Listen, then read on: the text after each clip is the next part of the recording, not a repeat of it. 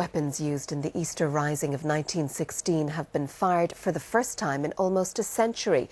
Today's test firing is part of a project to explore what exactly happened during the Battle of Mount Street, the scene of some of the bloodiest fighting in 1916. A day when the sights, sounds and smells of battle were revisited. These weapons, including this 1871 Mauser rifle, were last used in 1916. Almost a century later, they were firing again, as part of a project aiming to better understand one of the bloodiest scenes of battle of the Easter Rising. In particular, Mount Street Bridge, that's a very dramatic and very successful kind of episode from the point of view of the Irish Volunteers.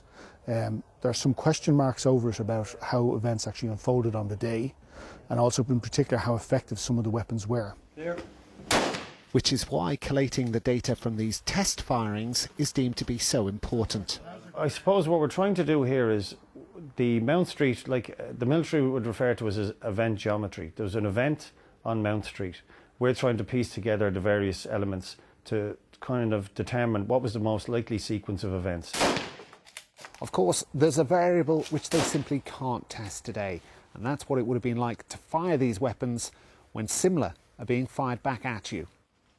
Luckily for me, I could just shoot downrange at a target and experience how accurate these guns were, how they kick, the recoil, and the devastation it must have caused when they shot these guns.